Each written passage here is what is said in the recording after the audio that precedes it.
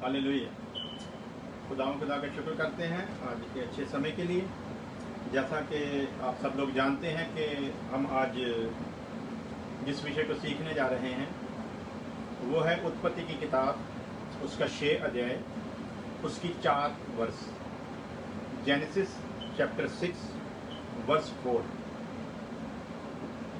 परमेश्वर के पुत्र कौन थे, आदम की बेटियां कौन थी, दानव कौन थे और शूरवीर कौन थे। हम लोग इस वर्ष को पढ़ेंगे ताकि जिस वचन को हम लोग सीखने जा रहे हैं वो हमारी समझ में आ सके। कोई पढ़ेगा जी? या मेरे को दे दो। हालेलुया। जैसा हम लोग देखते हैं वचन में, उन दिनों में पृथ्वी पर दानव रहते थे।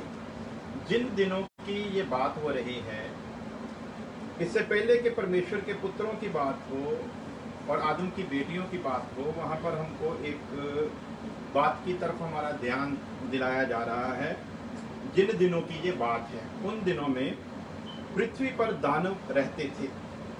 और इसके पश्चात जब परमेश्वर के पुत्र मनुष्यों की पुत्रियों के पास गए, तब उनके द्वारा जो संतान उत्पन्न हुए वह पुत्र शूरवीर होते थे, जिनकी कीर्ति प्राचीन काल से प्रचलित है।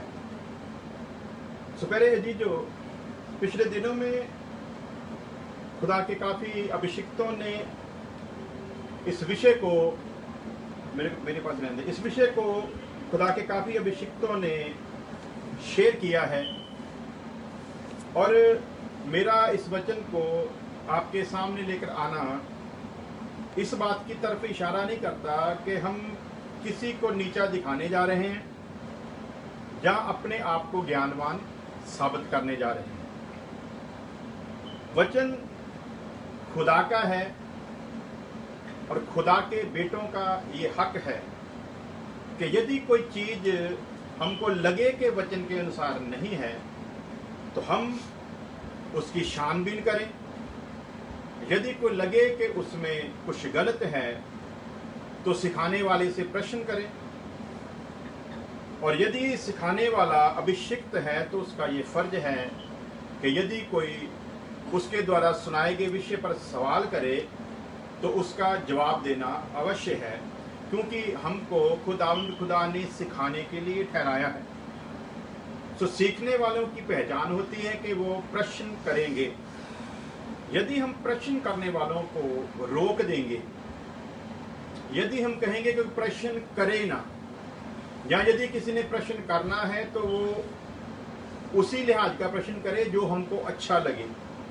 तो पहले जी जो मैं ये बता देना चाहता हूँ, हम लोग क्रिश्चियन हैं, मुस्लिम नहीं। मुस्लिम समुदाय में उनका ये नियम है, उनमें ये पाया जाता है कि कोई इंसान यदि कुरान के विषय में मौलवी से कुछ तर्क वितर्क करता है तो मजहब को सिखाया गया है कि ऐसा इंसान तभी सवाल करता है जब वो इबलीस यानी कि शैतान के हाथों में चला जाता है, वो मुखालफत खुदा बन जाता है, तब ऐसे प्रश्न करता है।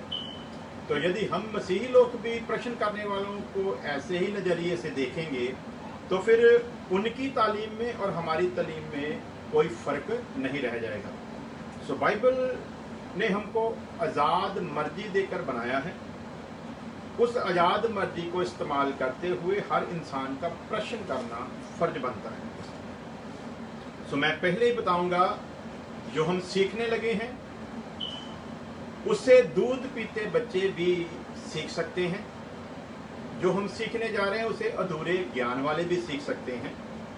और जो हम सीखने जा रहे हैं उसे जो ज्ञान में मामूर होते जा रहे हैं, बढ़ते जा रहे हैं, वो भी उसे सीख सकते हैं। जो सीखने जा रहे हैं इसमें किसी के भी सीखने पर कोई पाबंदी नहीं, चाहे वो किसी भी लेवल का क्यों ना हो। जैसा लिखा है इब्रानियों के खत में कि दूध पीते बच्चों को वचन की उतनी पहचान नहीं होती, लेकिन इसका मतलब ये नहीं है कि दूध पीते बच्चों को अगर वचन की उतनी पहचान नहीं होती तो हम उनको बताना ही बंद कर दें।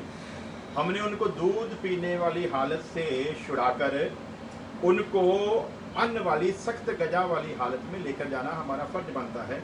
इसलिए खुदा का दास पहला पत्रस 2 अध्याय उसकी 2 आयत में यूं लिखता है, नए जन्मे हुए बच्चों के समान निर्मल और आत्मिक दूध की लालसा करो। यदि दूध भी पीते हैं तो कौन सा दूध?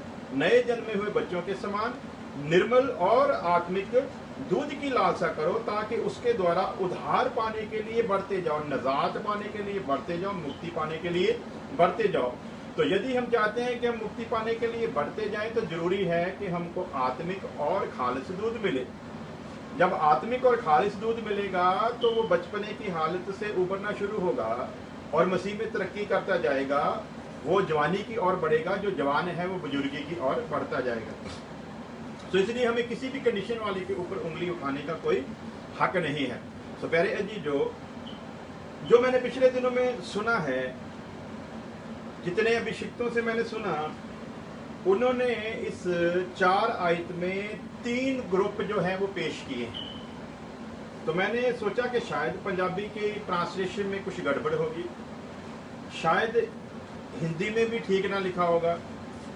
तो मैं इंग्लिश में भी उसका चेक किया। मैं खुद तो इतनी इंग्लिश नहीं जानता, लेकिन मेरे बच्चे जानते हैं, मेरे जानने वाले जानते हैं। तो मैंने सभी से डिस्कशन किया कि हो सकता है कुछ लिखने में गड़बड़ हुई हो, तो पंजाबी में वो ना हो या हिंदी में वो ना हो, तो फिर इंग्लिश में भी, चाहे वो किंग जेम्स हो, चाहे वो न्यू इंटरनेशनल वर्जन हो, चाहे वो स्टैंडर्ड बाइबल हो, चाहे वो न्यू किंग जेम्स वर्जन हो, जिसमें भी हमने लोगों ने देखा है, उसमें किसी भी तर्जमे में 3 ग्रुप नहीं बताए गए हैं। यहाँ पर साफ साफ 4 ग्रुप बताए गए हैं। तो पिछले दिनों में जिन अजीजों ने इस पर बोला है, उन्होंने एक ग्रुप को बीच में साइलेंट कर दिया। जब उन्होंने एक ग्रुप को साइलेंट किया है तो मेरे मन में ये आया कि जिसे साइलेंट रखा गया है उसे खोला जाए। अब मुझे नहीं पता कि उन्होंने क्यों उसे साइलेंट रखा है, क्योंकि जिन्होंने वो वचन सुनाया है वो एजुकेशन के लिहाज से भी कोई कम पढ़े लिखे नहीं हैं। मुझसे बहुत ज़्यादा वो ग्रेजुएट लोग हैं, मुझसे ज़्यादा पढ़े लिखे हैं और काफ़ी भाषाओं का भी वो ज्ञान रखते हैं।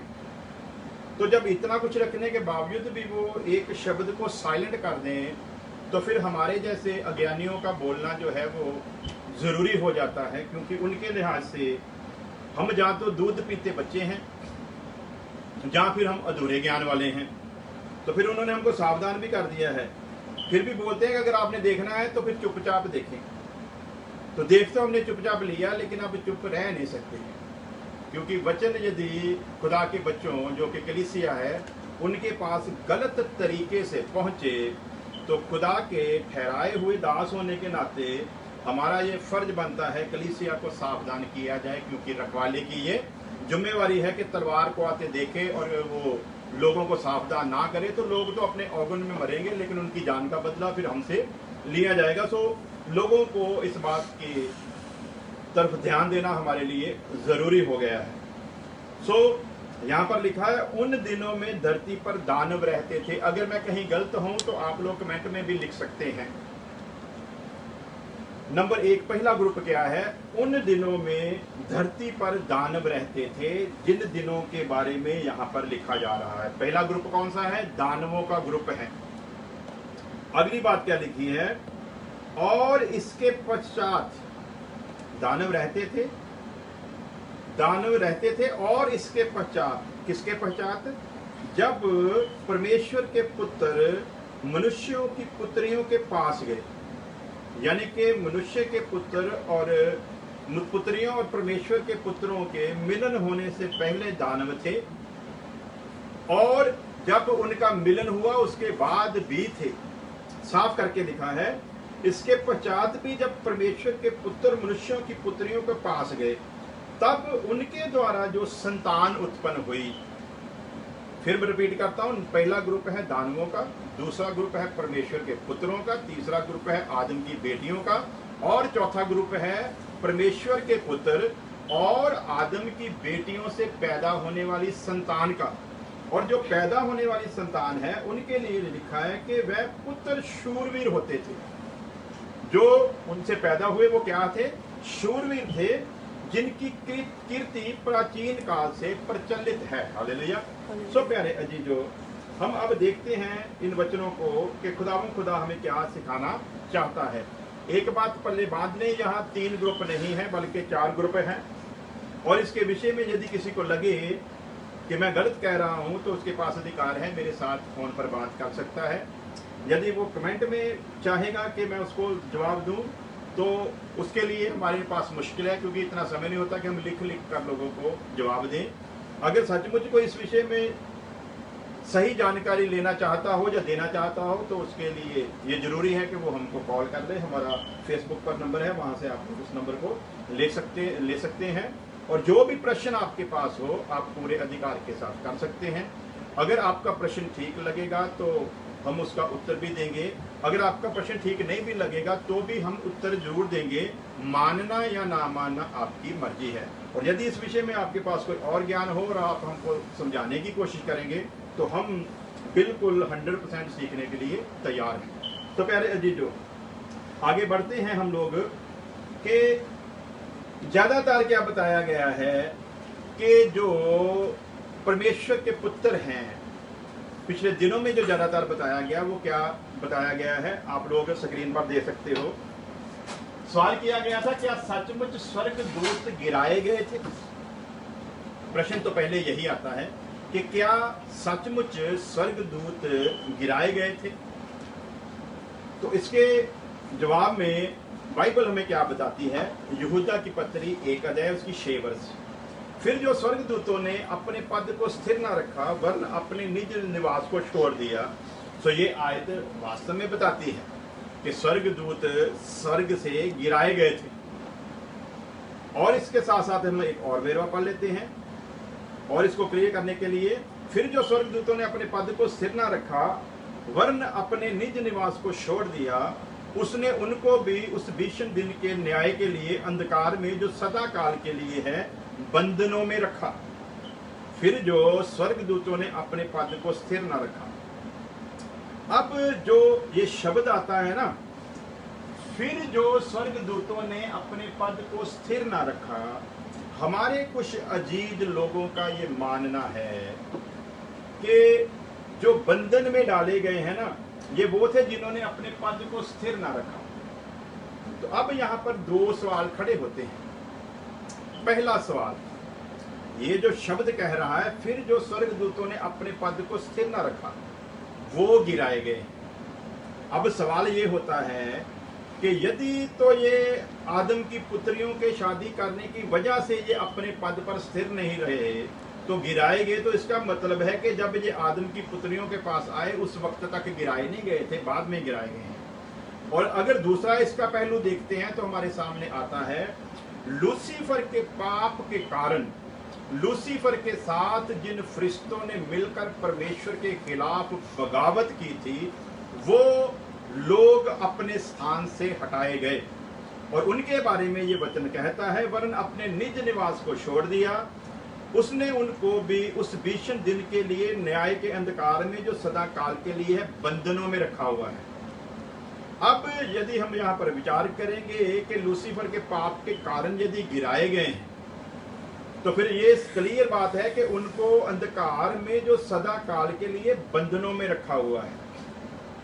तो प्यारे अजीजों, यहाँ पर एक बात ध्यान देने वाली है, लूसीफर के साथ बगावत किए हुए फरिश्तों के भी ग्रुप हैं।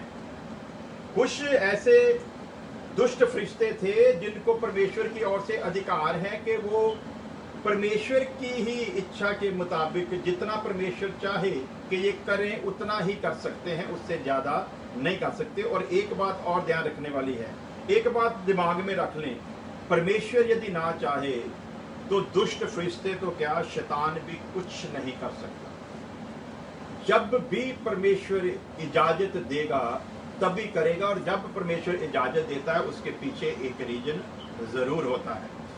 अजूब के लिए इजाजत दी गई है, एक रीजन है। परमेश्वर ने खुद गवाही दी कि मेरे धर्मी जन अजूब को देखा है, और उसके बदले में शैतान ने उसको नहीं मांगा, बल्कि परमेश्वर ने आप अपनी मर्जी से अजूब को शैतान के हाथों में दिया है।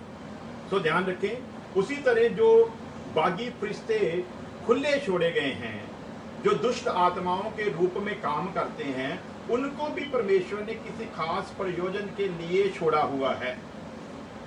और वो परमेश्वर से बागी होकर परमेश्वर के खिलाफ बगावत करके, यदि आप कहेंगे वो कुछ कर रहे हैं, तो परमेश्वर के खिलाफ बगावत करने का अर्थ आप लोग अच्छी तरह से समझते हो। उनको भी परमेश्वर ने किसी विशेष कारण के लिए खुला छोड़ा हुआ है। और जिनको सदा काल के बंधन में डाला हुआ है, ये वो शक्तिशाली फरिश्ते हैं, इनमें इतनी ताकत है कि अगर परमेश्वर इनको खुल्लम खुला छोड़ देता तो ये इतने शक्तिशाली हैं कि सब कुछ नाश करने की कुदरत रखते, क्योंकि परमेश्वर ने इनको इतनी ताकत दे रखी थी। इनको बंधन में डाला गया है।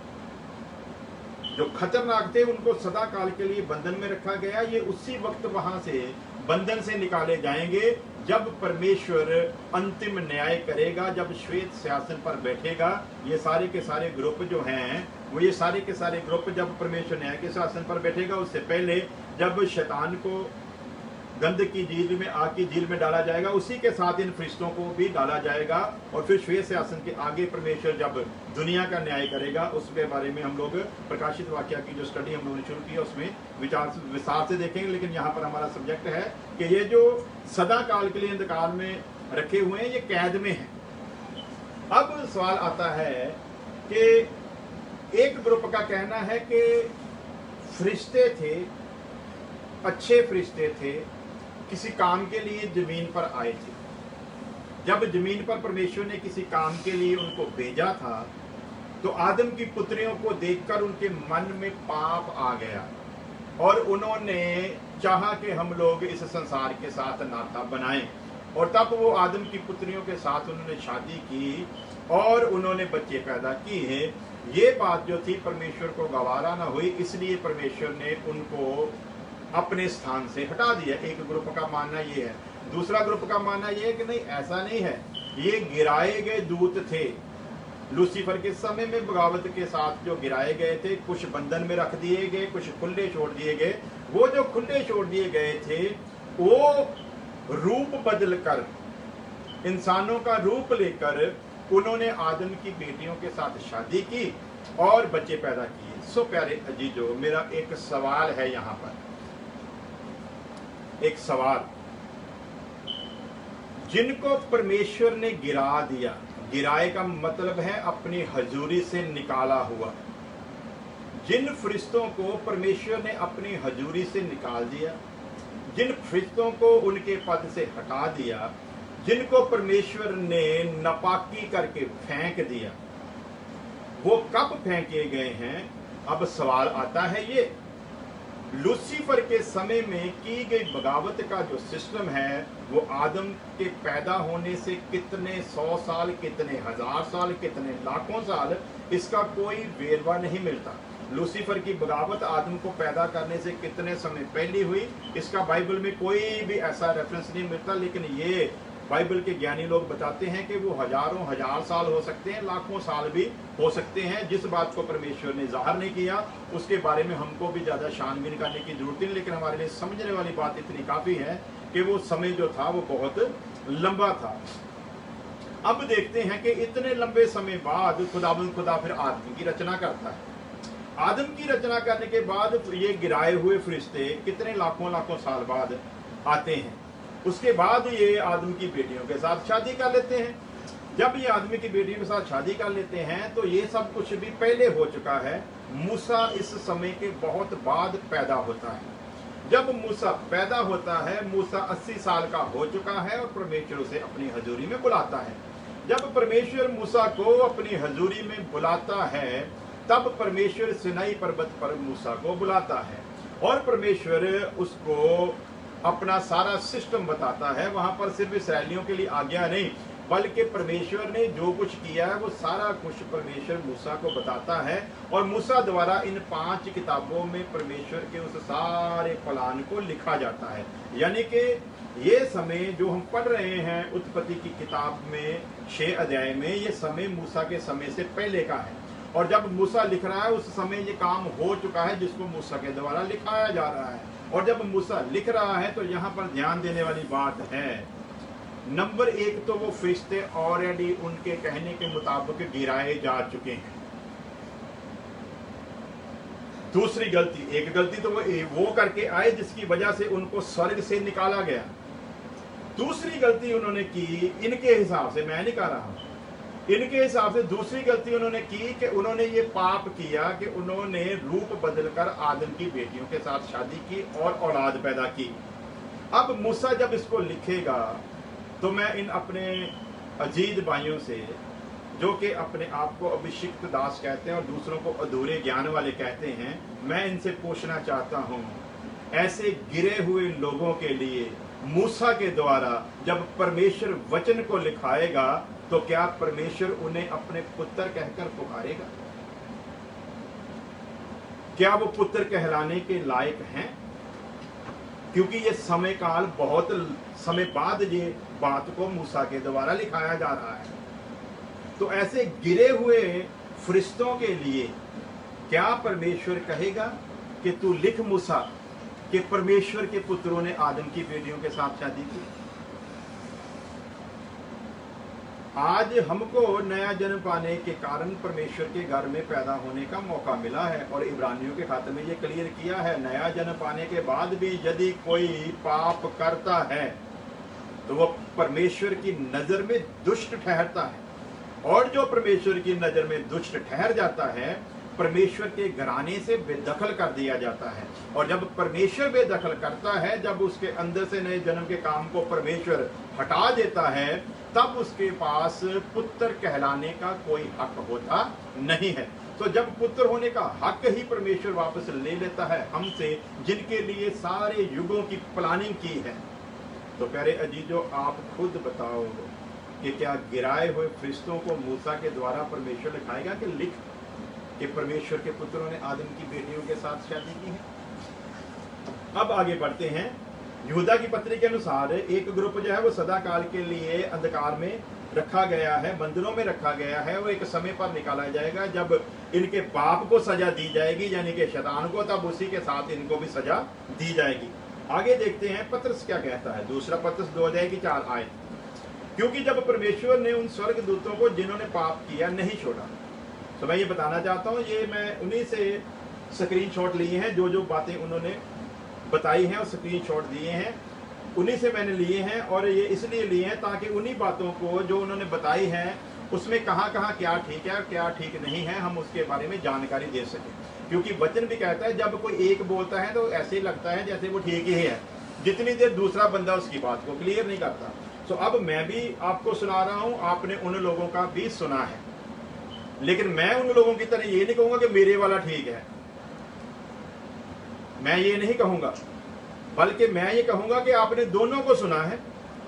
आप फैसला करना वचन के अनुसार मिलाकर कौन सा ठीक है। जो फिर आपको ठीक लगे वही आप लोग ग्रहण करना, ना मेरे कहने पर मेरी बातों को ग्रहण करना, ना उनके कहने पर उनकी बातों को ग्रहण करना। खास करके मैं अपने लिए तो कह रहा हूं कि मेरी बात को तभी ग्रहण करना यदि वचन के साथ मेल करती हो। यदि वचन के साथ मेल ना करे तो मेरी बात को बिल्कुल भी आप लोग नहीं मानना, फिर उन्हीं की बात को मान लेना जिन्होंने जो कुछ बताया है। तो पहले अजीजों यहाँ पर देखते हैं, क्योंकि जब परमेश्वर ने उन स्वर्गदूतों को जिन्होंने पाप किया नहीं छोड़ा पर नरक में भेजकर अंधेरे कुंड में डाल दिया ताकि न्याय के दिन तक बंदी रहे। यहाँ पर भी वही बात पत्रस क्लियर कर रहा है कि एक ग्रुप है जिनको अंधेरे कुंडों में डाल दिया है ताकि न्याय के दिन तक बंदी रहें, इनको तो छोड़ा ही नहीं गया। लेकिन एक ग्रुप है जो आजादी में काम कर रहा है, वही ग्रुप है जो परमेश्वर के जो वचन हमारे पास हैं, जैसे कि हम लोग देखते हैं वचन में लिखा है एक बार जन्म है, एक बार मृत्यु है, उसके बाद न्याय है। अब हम मसीह लोगों का मानना है कि मौत एक बार ही होती है, जन्म एक बार ही होता है। लेकिन दूसरे लोग जो हैं वो मानते हैं कि बहुत सारे जन्म होते हैं। कोई कुछ कहता है, कोई कुछ कहता है, तो उसके हिसाब से हम लोग देखते हैं कि कोई कहता है 83 लाख के जन्म है। सो वचन कहता है नहीं, एक ही जन्म है। और अब हम लोग देखते हैं कि कई जगह पर ऐसे ऐसे केस आए हैं कि उन्होंने बताया है कि हमारा पहला जन्म जो था वो किसी दूसरे देश में, किसी दूसरे प्रांत में, किसी दूसरे जिले में हुआ था।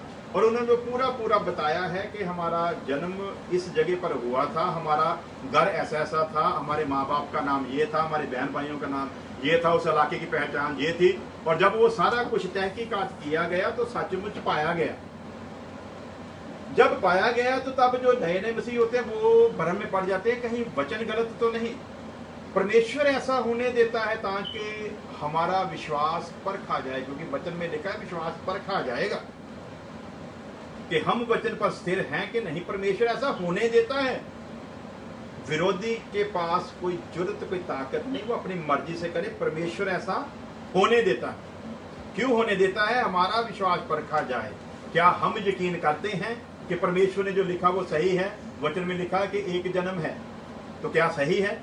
तो जब ऐसी बातें हमारे सामने आती हैं तो जो कच्चे लोग होते हैं वो भ्रम में पड़ जाते हैं, उनको वचन पर शक होने लगता है। लेकिन जिनको वचन का ज्ञान है वो जानते हैं ये वही दुष्ट शक्तियां हैं, ये वही दुष्ट फरिश्ते हैं, ये वही दुष्ट फरिश्ते जो गिराए गए थे, उनका एक ग्रुप है जो जगह जगह पर शैतान की रहनुमाई में काम करता है और परमेश्वर उनको उसी तरीके से काम करने देता है ताकि हमारा विश्वास परखा जाए। वो ऐसे लोगों में समा जाते हैं और जो चाहते हैं वो बोलते हैं ताकि वचन पर भ्रम हो।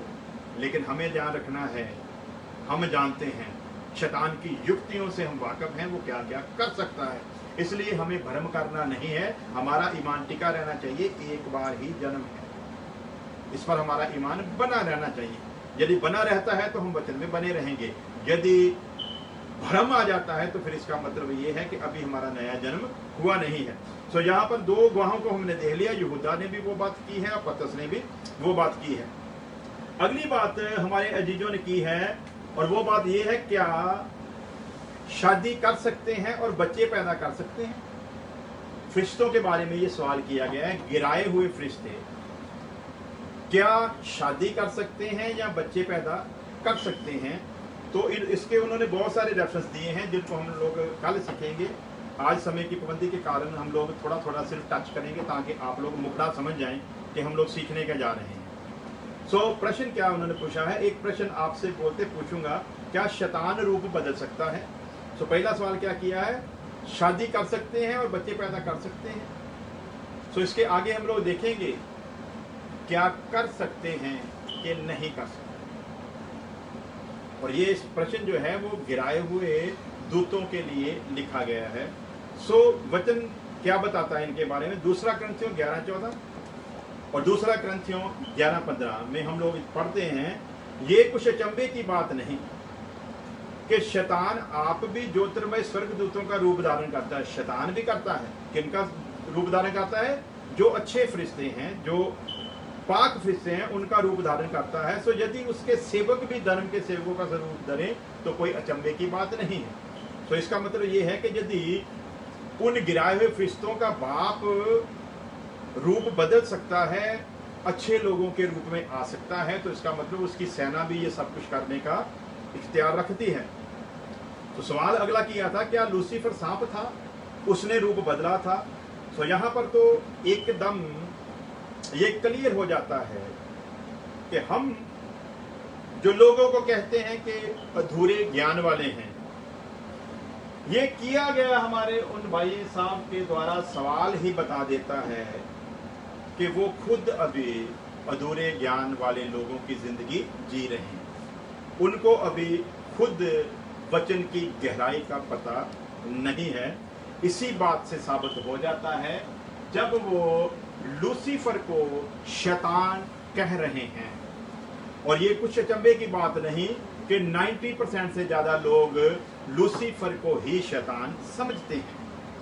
और जो लूसीफर को शैतान समझते हैं, असल में बाइबल के अनुसार वो हैं असल में अधूरा ज्ञान रखने वाले लोग। वो है अधूरा ज्ञान रखने वाले लोग जो लूसीफर को कहते हैं कि वो सांप के रूप में आया, जो कहते हैं लूसीफर जो था वो शैतान बना। प्यारे जी, जो हमारा ये विषय आज ये भी नहीं है कि क्या लूसीफर और शैतान में फर्क है, ये अलग विषय है। आप लोग फेसबुक पर जाकर या यूट्यूब पर जाकर मेरे इस विषय को सीख सकते हैं, उसमें मैंने पूरे विस्तार से बताया हुआ है। लूसीफर जो है वो शैतान नहीं, बल्कि लूसीफर भी शैतान के द्वारा परखा गया था और फेल हो गया। आदम भी शैतान के द्वारा परखा गया था, फेल हो गया। यीशु मसीह के पास भी शैतान आया था, लेकिन वहां पर शैतान फेल हो गया। लेकिन उन दो जगहों पर लूसीफर फेल हुआ, आदम फेल हुआ। परखने वाले को परमेश्वर ने खुद भेजा। सो परखने वाले में और धोखा देने वाले में और लूसीफर में जमीन आसमान का फर्क है। सो पहले अजीजो यहां से क्लियर हो जाता है, एक बात तो पक्की है, हम कभी कभी दूसरों को जब अधूरे ज्ञान वाले कहते हैं तो हमारा अपने आप ही जो घमंड है वो चकनाचूर हो जाता है जब हम ऐसी गलतियां कर देते हैं। सो आइए हम लोग बढ़ते हैं आगे कि मत्ती की अंजील 22 अध्याय की 30 आयत में लिखा है, क्योंकि जी उठने पर ब्याह शादी ना होगी परंतु वह स्वर्ग में परमेश्वर के दूतों के समान होंगे। इस विषय को हम लोग कल सीखेंगे। हमारे भाई साहब ने भी इस विषय के ऊपर कुछ बताने की कोशिश की है और काफ़ी रेफरेंस दिए हैं। उन्हीं रेफरेंसों में हम लोग देखेंगे कि क्या वो रेफरेंस जो हैं बाइबल के साथ मेल करते हैं। यदि तो वो करें तो वो बात सत्य मानेंगे, यदि ना करें तो फिर वो बात मानने योग्य नहीं, क्योंकि हमारा भरोसा किसी इंसान पर नहीं बल्कि परमेश्वर पर है। क्योंकि वचन में लिखा है, हाय उस पर जो किसी इंसान पर भरोसा रखे, लेकिन मुबारक होगा वो जो परमेश्वर पर भरोसा रखे। सो हमारा भरोसा क्या है? हमारा भरोसा परमेश्वर पर है। सो आइए हम लोगों का जो मेन विषय है, कौन थे परमेश्वर के पुत्र और कौन थी मनुष्य की पुत्री। एक ग्रुप जो है उसका ये मानना है कि परमेश्वर के जो पुत्र थे, जाओ यहां पर लिखा गया है परमेश्वर के पुत्र, एक ग्रुप का मानना है कि वो शेत की संतान थे, क्योंकि शेत का जीवन धर्मी जीवन था और उसकी संतान भी धर्मी जिंदगी जीती थी और धर्मी जनों को परमेश्वर ने अपने पुत्रों का दर्जा दिया है। इस्राएल के लिए भी जब मिस्र की गुलामी से निकालना था तब भी परमेश्वर ने उनके लिए पुत्र का लफ्ज जो है वो इस्तेमाल किया है। सो एक ग्रुप का मानना है कि शेत की संतान जो थी उसे परमेश्वर के पुत्र कहकर बुलाया गया है और जो मनुष्य की संतान है उसे कैन की संतान करके बताया गया है।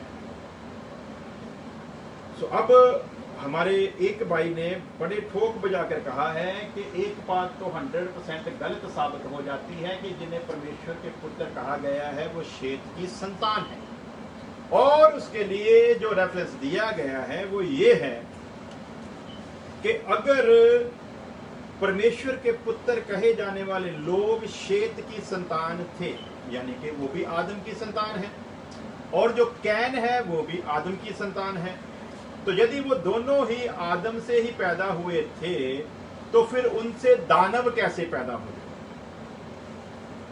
क्योंकि जैसा बीज है वैसा ही आगे चलता रहता है, तो फिर उनसे दानव कैसे पैदा हो गए?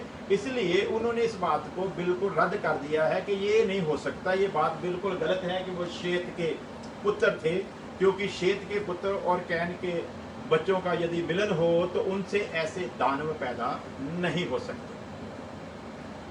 तो अब इसी बात को हम लोग आगे लेकर चलते हैं थोड़ी देर के लिए। तो पहले जैसे उन्होंने यहाँ पर 3 ग्रुप पेश किए हैं ना, पहले हम 3 ग्रुप करके ही सीख लेते हैं। जैसा उन्होंने कहा ना कि उन्होंने 4 ग्रुप नहीं बताए, जैसा मैंने शुरू में बताया 4 ग्रुप हैं, लेकिन उन्होंने कहा कि 3 है, चलिए 3 मान लेते हैं। वो तो हमारी बात नहीं मानेंगे लेकिन हम उनकी बात मानकर चलेंगे। 3 है जी, और ये वाकया ही मुमकिन नहीं है कि जब वो दोनों ही आदम की संतानों में से हैं और वो वंश चला आ रहा है तो फिर ऐसे कैसे हो सकता है कि दानव पैदा हो? उनके हिसाब से दानव हमारे हिसाब से शूरवीर थे। आगे चलकर देखेंगे दानवों की क्वालिटी क्या है बाइबल में और शूरवीर किन्हें कहा जाता है। दानवों के लिए शूरवीर शब्द नहीं इस्तेमाल किया जाएगा।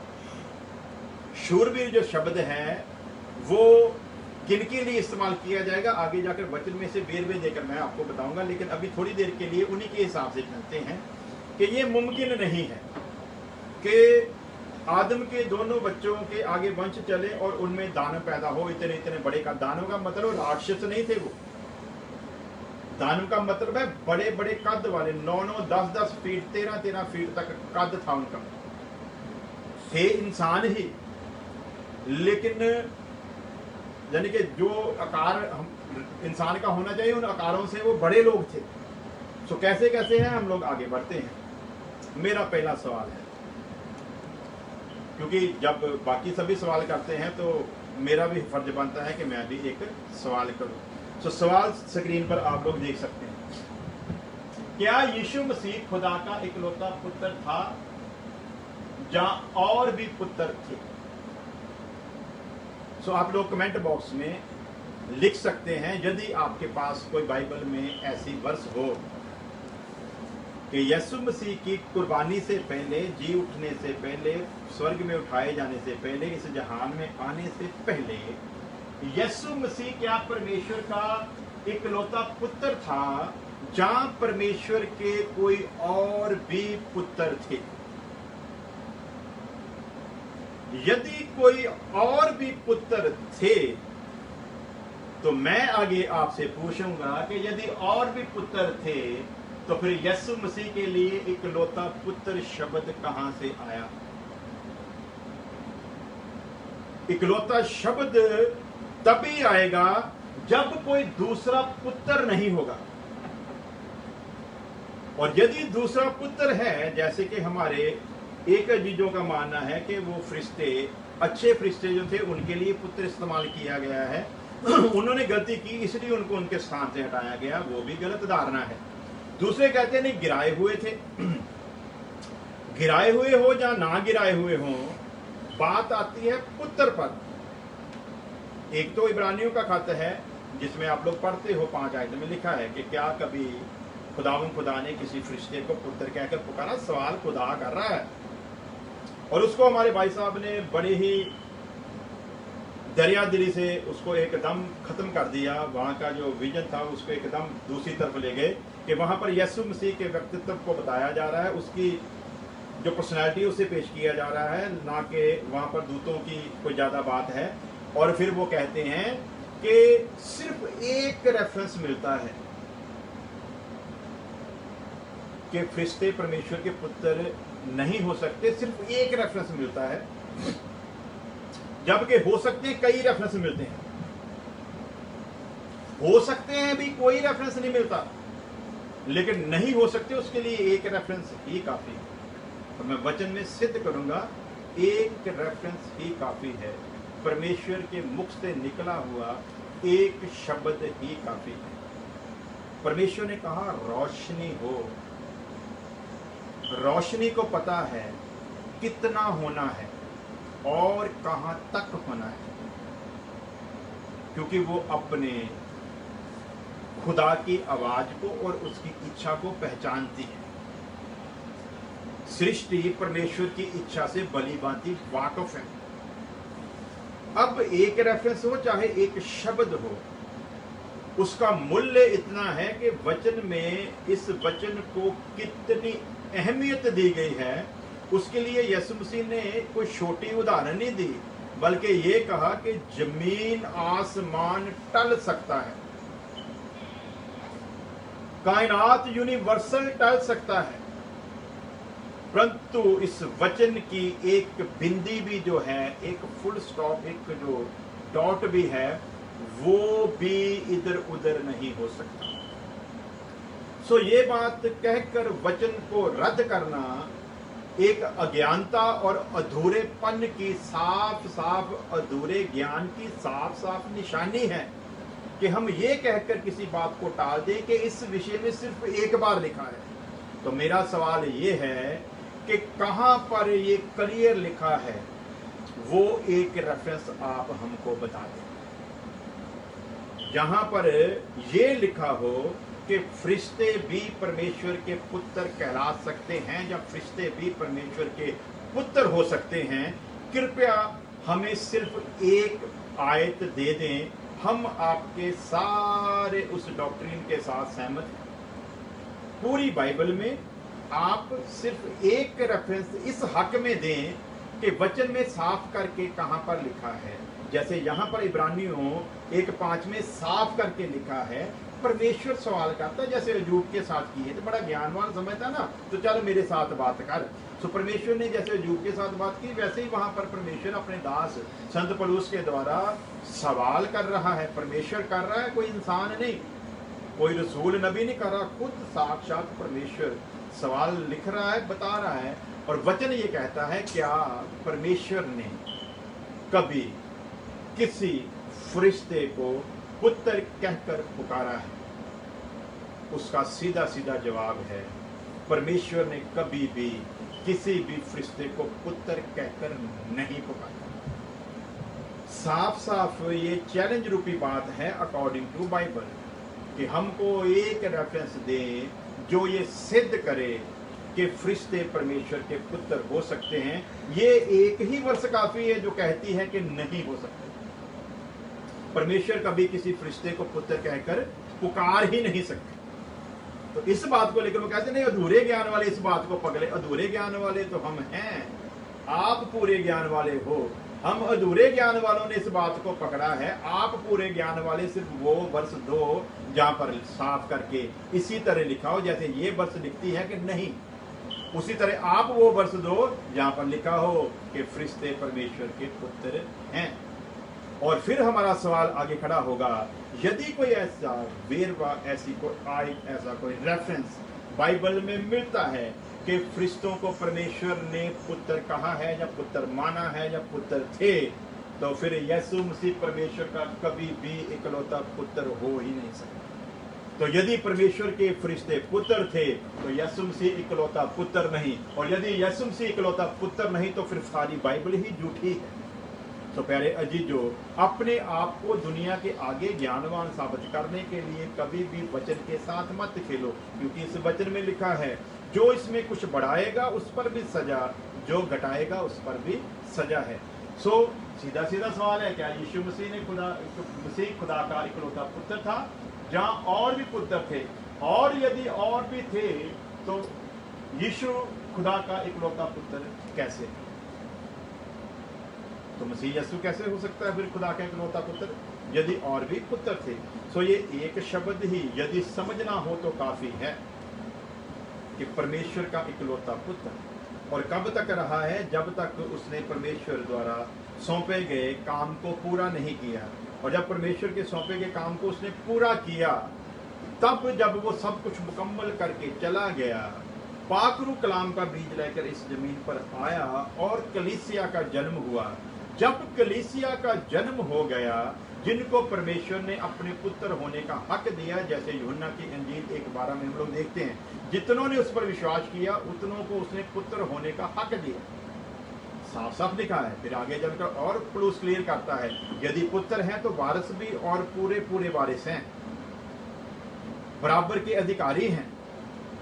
सो साफ साफ करके लिखा है। और जब हमको पुत्र होने का हक मिला, यानी कि जब कलीसिया का जन्म हुआ, तब कहीं भी जाकर फिर यीशु मसीह के लिए ये शब्द इस्तेमाल नहीं किया गया कि अब वो परमेश्वर का इकलौता है, बल्कि फिर इस्तेमाल किया गया वो इस नई सृष्टि में पहलौठा है। कुलसियों के खत में साफ करके लिखा गया है, वो क्या है? अब परमेश्वर का पहलौठा है। जब कलीसिया का जन्म हुआ तब यीशु मसीह क्या है? परमेश्वर का पहलौठा है। उसी तरह यदि पहले फरिश्ते भी पुत्र थे तो फिर यीशु मसीह उस वक्त भी पहलौठा होना चाहिए था। तो यदि उस वक्त फरिश्ते नहीं थे तभी इकलौता था, यदि फरिश्ते थे तो फिर इकलौता नहीं हो सकता। यदि फरिश्ते पुत्र थे तो फिर इकलौता शब्द उसके लिए नहीं हो सकता। वैसे ही जैसे अब यीशु मसीह के लिए इकलौता शब्द नहीं लिखा, अब क्या लिखा गया? अब वो पहलौठा है और हम छोटे हैं। यीशु मसीह के जन्म के विषय में हम लोग देखते हैं, मरियम ने अपने पहलौठे पुत्र को जन्म दिया। यीशु मसीह के लिए वहां पर क्या शब्द आया? मरियम के वंश में यीशु मसीह क्या है? पलौठा है। क्यों पलौठा है? क्योंकि उसके बाद मरियम ने बच्चों को जन्म दिया। वहां पर पलौठा इसीलिए लिखा गया कि उसके बाद उसके छोटे बहन भाई थे जो मरियम और यूसुफ के बेटे थे, लेकिन यीशु मसीह उस रीति से पैदा नहीं हुआ जैसे वो पैदा हुए थे, लेकिन शारीरिक रीति से वो यीशु मसीह के भाई बहन कहलाते थे। तो पहले जी जो पहलौठा था क्योंकि बाकी थे, यदि बाकी ना होते तो फिर वहां पर मरियम का भी इकलौता लिखा जाता। सो वचन तो हर बात को क्लियर करता है, लेकिन कभी कभी हम लोग सिर्फ लोगों में ज्ञानवान साबित होने के लिए इन बातों को मानने के लिए तैयार नहीं होते और अपनी बात को जबरदस्ती लोगों पर थोपने की कोशिश करते हैं। सो जबरदस्ती नहीं हमको थोपना है, अपनी बात को लोगों के आगे रखना है। लोग वचन के साथ मिलाकर देखें सही है या गलत है। जैसा रसूलों के कथा, प्रेरितों के काम, उसका 17 अध्याय उसकी 11 वर्ष में लिखा है। उन लोगों ने दिल की बड़ी चाहत से संत पौलुस ने जो प्रचार किया उसको मान लिया, लेकिन किताबों में खोज करते रहे कि संत पौलुस जो कुछ कहकर गया है क्या ये उसके अनुसार है कि नहीं। उसी तरह हम आपको कहते हैं, हम जो कहते हैं उसे सुनो। अगर दिल गवाही दे तो दिल की बड़ी चाहत से मान लो, लेकिन फिर भी मानो। एक बात ध्यान में रखो कि अगर मान भी लिया है फिर भी किताबों के साथ मिलाकर देखना है मैं जो कह रहा हूं वो उस अनुसार है या नहीं है। रेफरेंस कोई भी जब देगा बाइबल के अनुसार ही देगा, ये ध्यान रखना है। लेकिन वो बाइबल के अनुसार कितना ठीक है इस पर ध्यान देना है। और जब इस पर ध्यान देंगे तो हमारे पास सही प्रकाशन आएगा, क्योंकि जहां हम शिक्षकों से सीखते हैं जो पाकरू के द्वारा 5 किस्म के सेवक को दिए गए हैं, वही पाकरू डायरेक्ट भी हमसे बातें करता है और सही गलत का अर्थ जो है वो हमें समझाता है। सो अब हमारा सवाल है, जैसे बाकियों के पास अधिकार है सवाल करने का, फिर हम भी अधिकार रखते हैं सवाल करने का। क्या दुष्ट शक्तियों, ब्रैकेट में मैंने लिखा है गिराए गए दूत, क्या दुष्ट शक्तियों गिराए गए दूतों के पास संतान पैदा करने का अधिकार है? गिराए गए दूतों के पास संतान पैदा करने का अधिकार है। नंबर 1 तो एक बात समझ लें कि दूतों का कनेक्शन जब परमेश्वर से कट गया है तब वो गिराए गए हैं। अब वो अच्छे नहीं रहे, बुरे बन गए हैं। अब बात आती है कि क्या दुष्ट शक्तियों के पास संतान पैदा करने का अधिकार है? यदि उनके पास अधिकार है तो वचन कहता है परमेश्वर ही है जो जन्म तक पहुंचाता है, परमेश्वर ही है जो इंसान को जन्म दिलाता है, वही बनाता है, वही क्रिएटर है, उसके अलावा कोई दूसरा क्रिएटर नहीं। अजीजों, प्रभु यीशु मसीह ने एक बहुत ही जबरदस्त उदाहरण दी है। वो उदाहरण क्या है?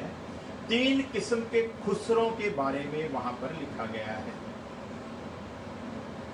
3 किस्म के खुसरों पर वहां पर लिखा गया है। वचन में साफ करके ये बात लिखी गई है। और वो 3 प्रकार के खुसरे कौन कौन से हैं? नंबर 1, एक तो जन्म से खुसरा है, जो जन्म से ही खुसरा पैदा यानी कि पैदाइशी खुसरा है। दूसरे खुसरों के बारे में लिखा गया है कि इस समाज के द्वारा उन्हें खुसरा बना दिया जाता है। और तीसरे खुसरे वो हैं जो परमेश्वर के लिए बन जाते हैं, जैसे कि हम संत पौलुस के जीवन को देखते हैं।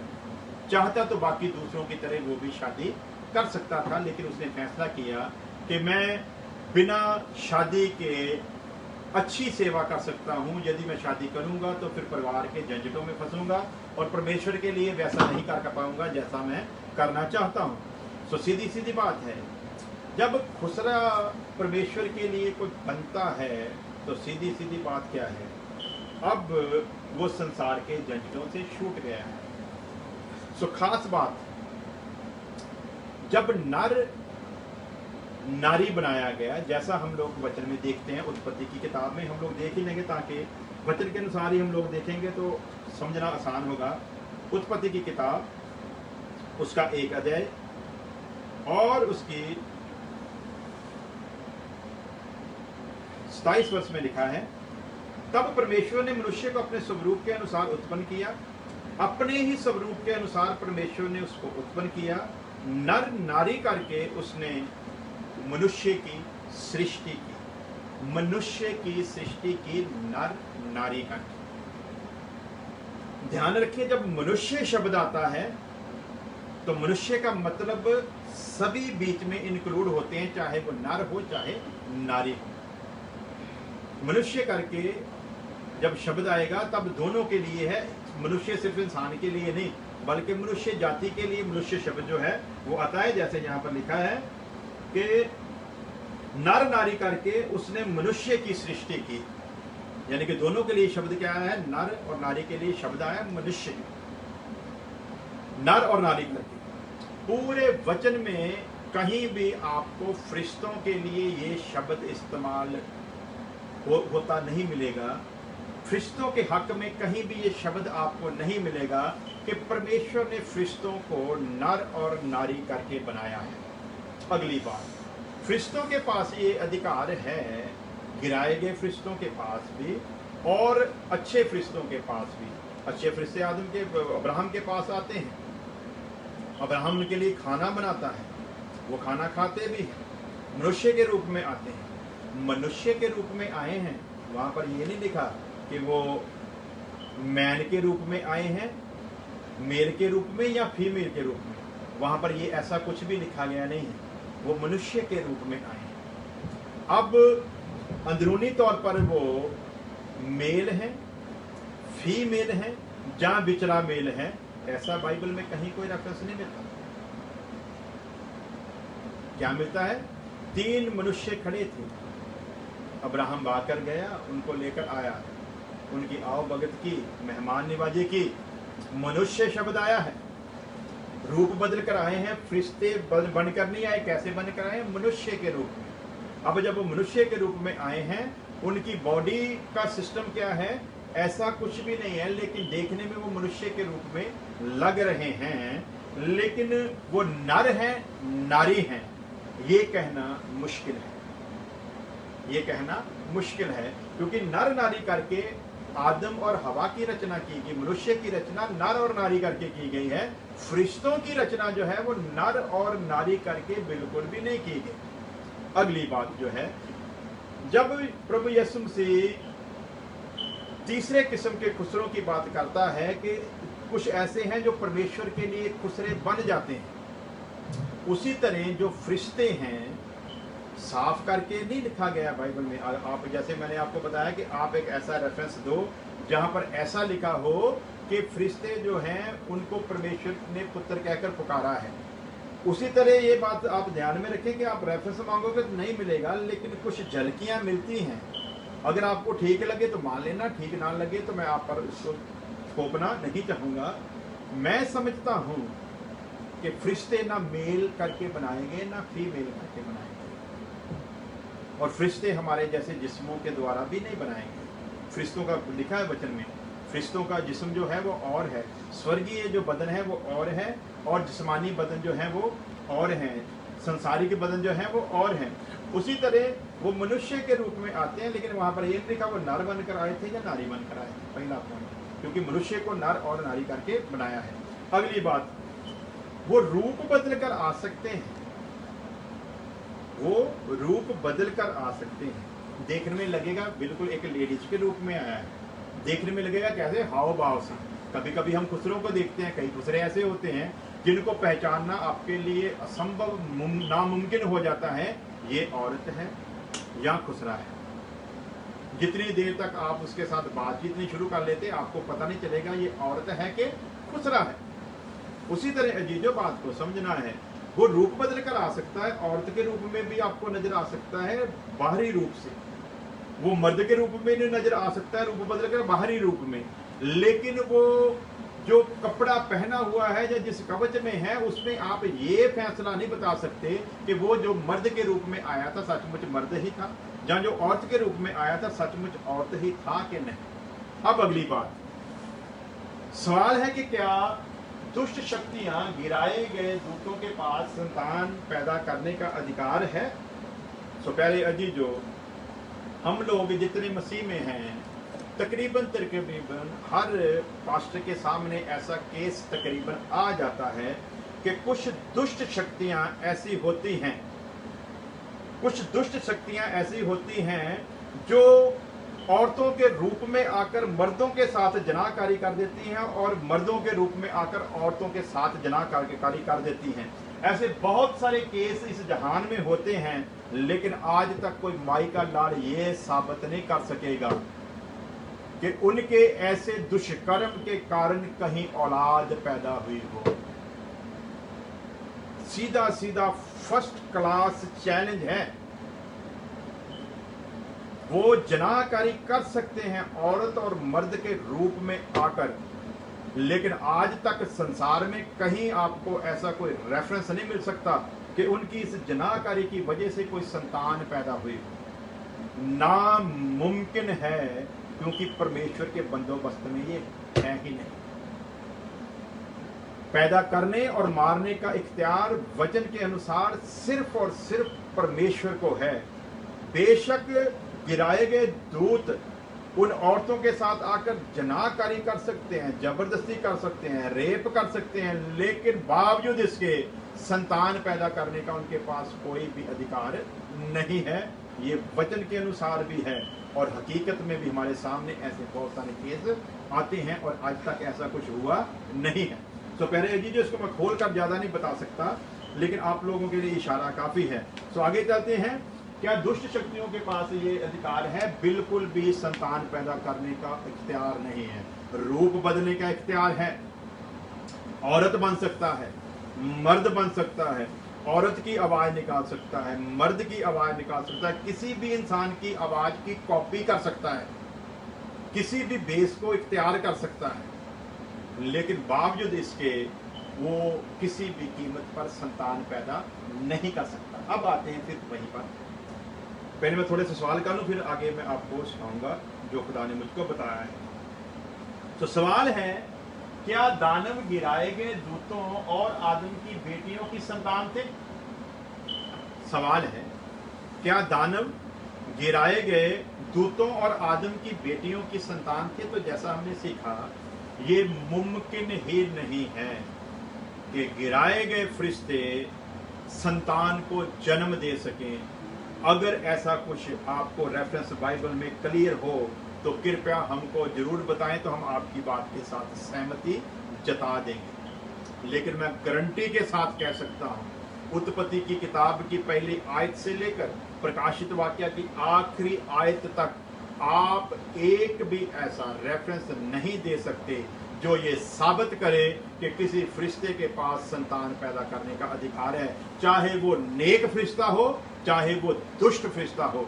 यदि इनके पास अधिकार होते तो आदम और हवा को बनाने का मतलब ही नहीं, फिर उन्हें नर और नारी बनाने का मतलब ही नहीं था। फिर फरिश्तों के द्वारा ही परमेश्वर संतान पैदा करके एक आलम को पैदा कर सकता था।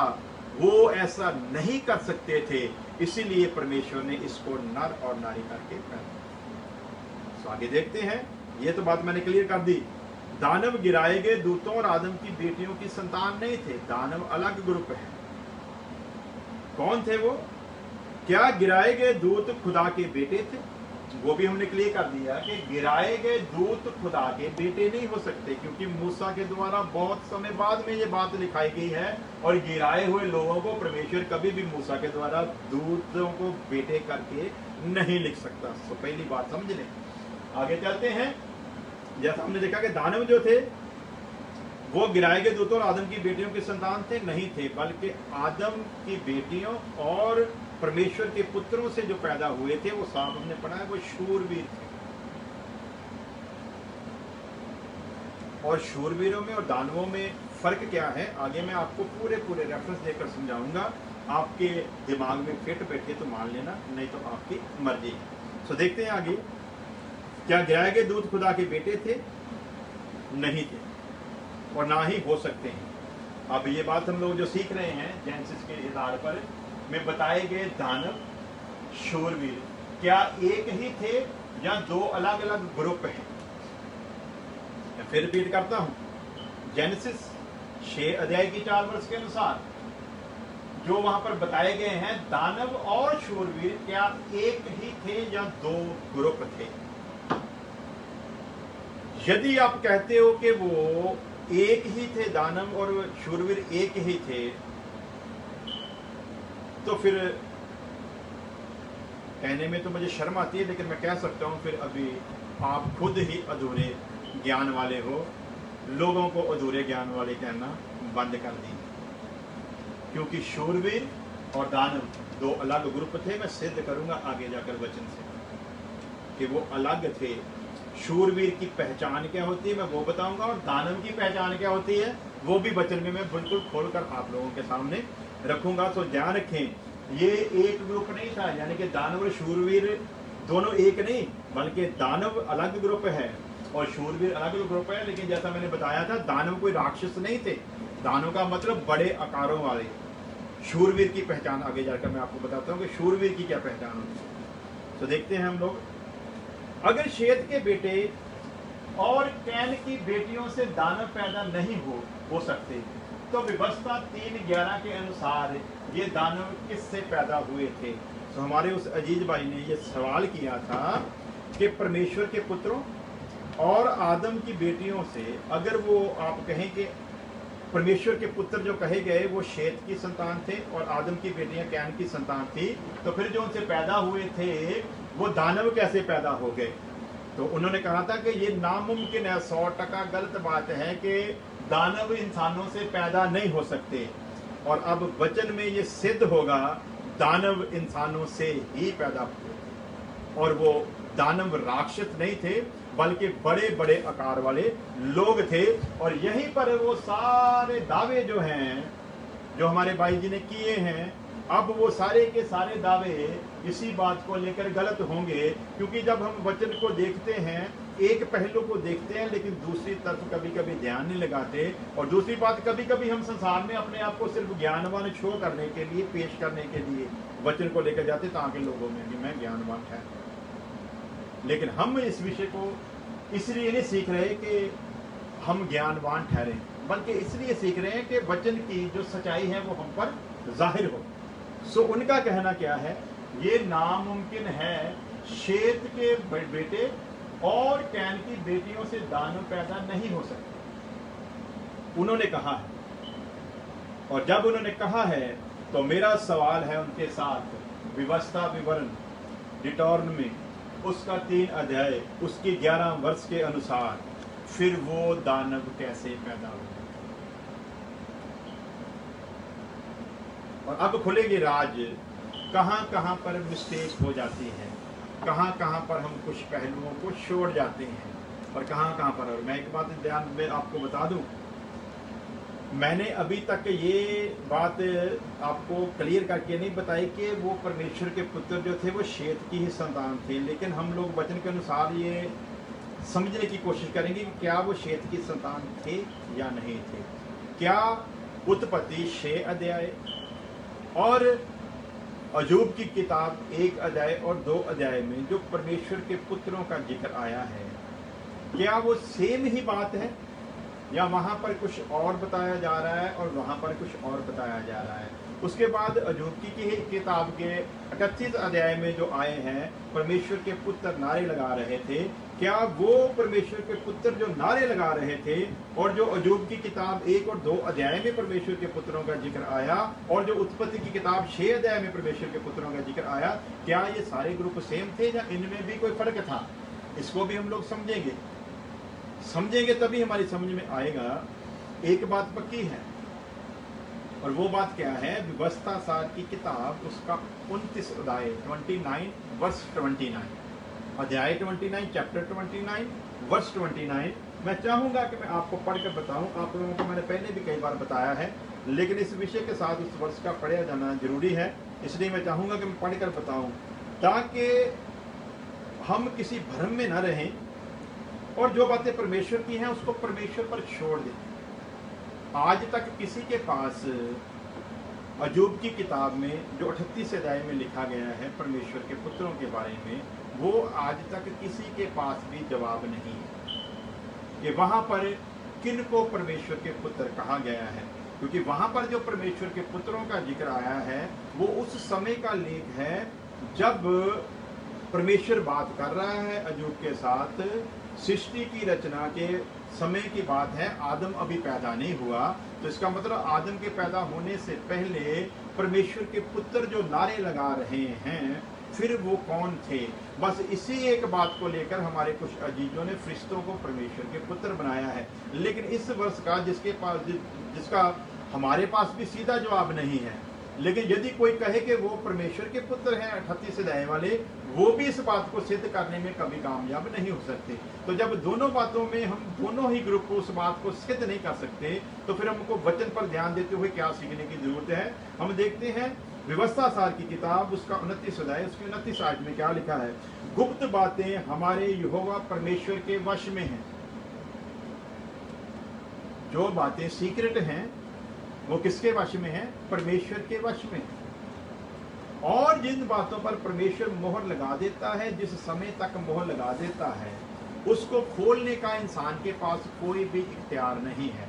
डैनियल को बोला था मोहर लगा दे, सील बंद करके रख दे, यूहन्ना के समय में आकर उस बात को खोल दिया। उसी तरह वो अजूब की किताब के जो परमेश्वर के पुत्र हैं वो कौन हैं, वो परमेश्वर अपने समय पर खोलेगा।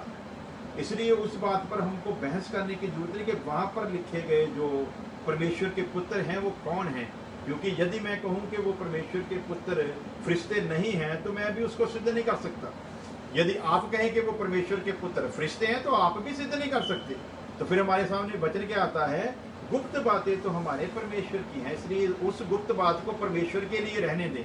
लेकिन जो खुल सकती हैं, हम अजूब 1 को खोल सकते हैं, हम अजूब 2 अध्याय को खोल सकते हैं, हम उत्पत्ति की किताब 6 अध्याय को खोल सकते हैं, हम इब्रानियों का खत उसका 1 अध्याय की 5 को खोल सकते हैं, 13 को खोल सकते हैं। जो खोल सकती है, जिसको खोलने का परमेश्वर ने इख्तियार दिया उसे खोलें, लेकिन जिसको परमेश्वर ने अपने वश में रखा है उसके साथ छेड़छाड़ न करें, क्योंकि वचन में ही कहता है कोई ऐसी बात नहीं जो गुप्त रखी जाए।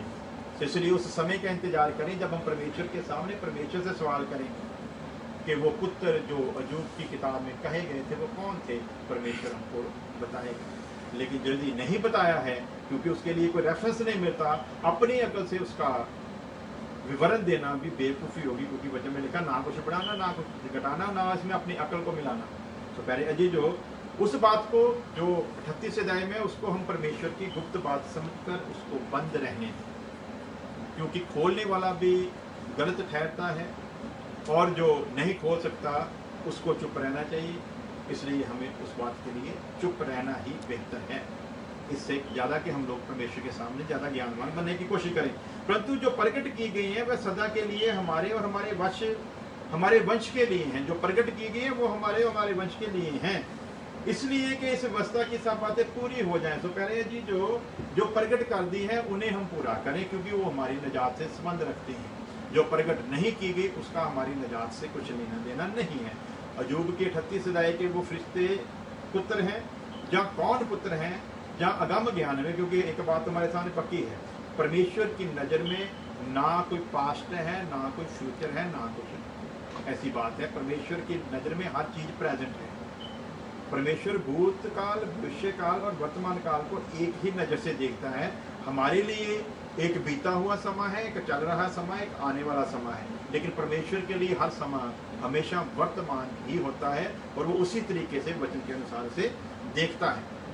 सो प्यारे अजीजों, हम देखते हैं कि अगर शेत के जो बेटे थे और कैन की जो बेटियां थी, जो उनसे अगर दानव नहीं पैदा हो सकते, तो फिर देखते हैं व्यवस्था सार 3 अध्याय की 11 आयत फिर इसके बारे में हमको क्या बताती है। और वैसे भी खुदा के बेटे कहलाने वाले और आदम की बेटियों से जो उस वक्त पैदा हुए थे वो दानव नहीं बल्कि शूरवीर पैदा हुए थे। पहली बात तो ये है कि वो दानव थे ही नहीं, वो शूरवीर थे। आगे देखते हैं, ये जो तस्वीर है ना, ये किसी ने बहुत बढ़िया बनाई है। ये गोलियत को शो किया गया है और ये दाऊद को शो किया गया है। इसको मैं आगे जाकर लेता हूँ, क्योंकि शूरवीरों का जो सिस्टम है ना उसमें हम इसको देखेंगे, लेकिन उससे पहले हम वचन को देख लेते हैं। और यदि इंसान की औलाद दानव जैसी नहीं हो सकती तो फिर गोलियत किसकी संतान था, जो अभी अभी हमने तस्वीर देखी। यदि वो कहते हैं कि कैन से और शेत की संतान से दानव पैदा नहीं हो सकते, तो फिर ये दानव कहाँ से, ये दानव फिर कैसे पैदा हो गए? क्योंकि उन दानवों का जिक्र जो उत्पत्ति की किताब 6 अध्याय में आया है, वो दानव थोड़ी ही देर बाद नूह के परलों के समय में सब बर्बाद हो गए। सिर्फ 8 लोग बचे थे। उन 8 लोगों से संसार चला और उस संसार में चलते वक्त ये दानव पैदा हुए। तो यदि हमारे भाई साहब कह रहे थे कि ये कैसे हो सकता है कि एक ऐसे आकार वाले जो लोग हैं वो उनसे कैसे पैदा हो सकते हैं, तो मेरा सवाल है फिर ये कैसे पैदा हो? अगर ये नामुमकिन है तो हमारे भाई ग्रेट खली साहब कैसे पैदा हो? अगर ये नामुमकिन है तो पाकिस्तान में एक बहुत लंबे कद का बंदा कैसे पैदा हो गया? दुनिया का सबसे लंबा बंदा जहाँ सबसे छोटे लोग होते हैं वहाँ पैदा हुआ, यानी कि चाइना में पैदा हुआ। वो बंदा जो 9 फीट के कद का है वो फिर कैसे पैदा हो गया?